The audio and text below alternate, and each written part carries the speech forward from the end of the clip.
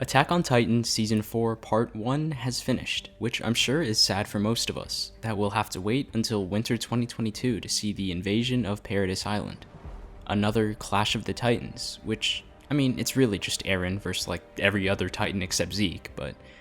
And even though the last few episodes were extremely exciting and full of great moments, what I thought was easily the most important among it all was Zeke's story.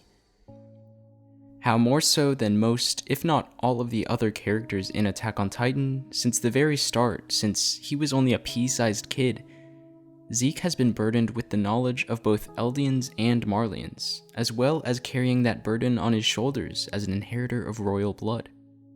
I think that Zeke's character, beyond being a villain, or a Titan, or the planner of the euthanization plan, he's meant to embody what free will is in the world of Attack on Titan. A world where this idea isn't something that many people can truly embody or understand. Something that Eren brings up in the last few episodes is how neither Armin nor Mikasa have ever truly had a free will of their own. Armin has lost a piece of himself to Bertholdt and the previous Colossal Titans, and Mikasa has been tied to Eren's command since the moment she met him. And though it can certainly be argued that both of these, especially the latter, are just false or subjective on Eren's part, I'm not really trying to explain the specificities of this. The whole world of Attack on Titan is this birdcage. It's a place where people are trapped and forced into repeating history over and over because, they know no better. The cycle of hatred, it all contributes to this lack of free will that Eren despises and mentions, and I think that Zeke, most of all, is the one character who is written in a way by Isayama to specifically seem free. I do want to note though that this is just my take on Isayama's writing and my take on a pretty important theme in Attack on Titan overall. Also, if you're part of the 97% of my viewers who aren't subbed yet, it would be awesome if you could like and hit that sub button. Roll the intro. I think first it's important to define what free will is, and though the real definition is important, I intend more to focus on how it's crafted within the world of Attack on Titan. And I want to clarify this because I don't want to make it seem like no one in the world except Zeke is acting of their own accord.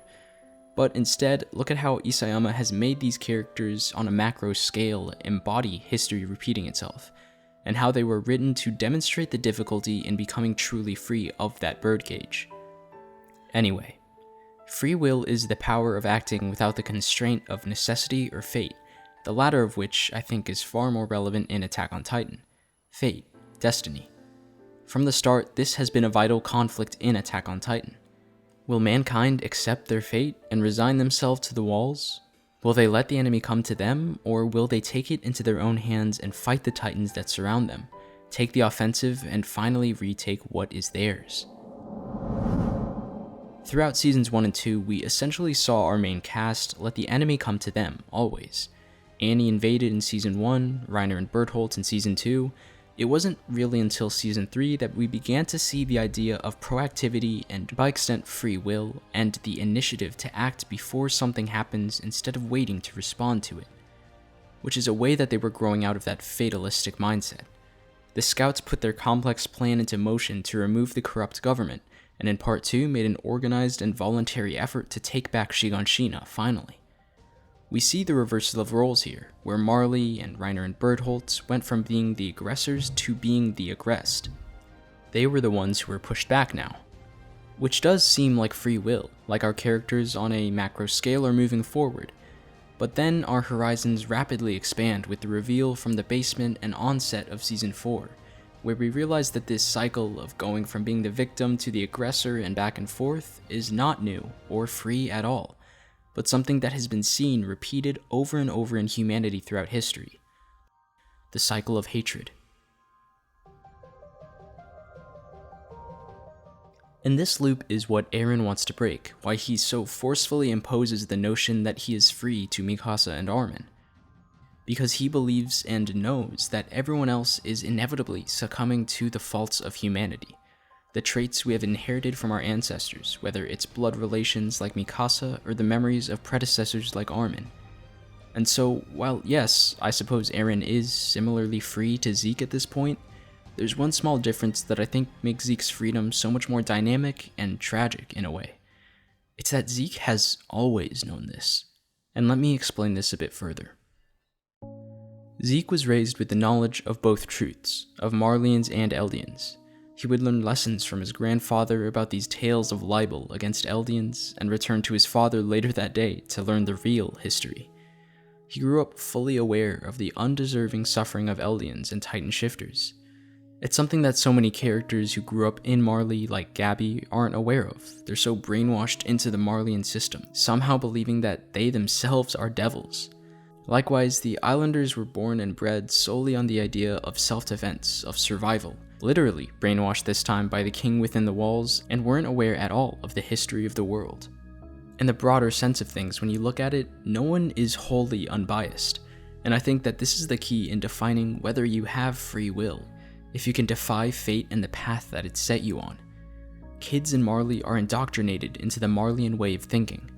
Even if you become a revolutionist like Grisha, you develop an intense and extreme hatred towards the Marleyans who cruelly treated you. The Islanders are just, they're unaware of anything except what lies within the select miles that encompass the walls. But Zeke saw how the cycle of hatred formed, bubbled up within the Eldian Revolution and Grisha, and betrayed his family instead of being caught up in it, before he could be on either side of this perpetual war, one that mainly deals in black and white instead of gray. You're either Eldian or you're Marleyan, and you have to support one or the other. He broke free from the cycle at this moment, and from here on out became what I can really only call alone. I think that this loneliness, how Peak and his Marleyan comrades never knew what Zeke was planning, and the Survey Corps as well, makes Zeke's position in the world of Attack on Titan so important. He is the perfect combination of being neither Marleyan nor Eldian, loyally following the Marleyan regime while wanting to free the Eldians of their pain, always. It takes someone who can detach themselves from both sides, like what Zeke has always done and what Eren is doing now in Season 4, to end this cycle. And I think that's what free will is in Attack on Titan. The ability to unchain yourself from your friends, from biases and burdens that make you favor someone else over another. It's a very cruel and dark twist on the term. It's the free will to isolate yourself from the norm, from the normal way of thinking that keeps everyone locked in the birdcage. It's quite sad that while you're free, you're also left isolated from everyone else, the only bird to escape from a birdcage with a free world ahead of you, but no one to share it with. It very much so reflects the dark, almost fatalistic theme that Attack on Titan has always divulged in. And this is why Zeke shares or wants to have such a deep natural bond with Eren, not necessarily just because they're related or brothers, but because they both uniquely understand this loneliness. Eren has cut off everyone in Season 4 to reach this point. Zeke never really had anyone to cut off, I guess Grisha at the very beginning. These two, who are thought of as gods by Yelena, who will rewrite history for millennia to follow, are the two brothers who have freed themselves from the shackles of predisposed biases and hatred.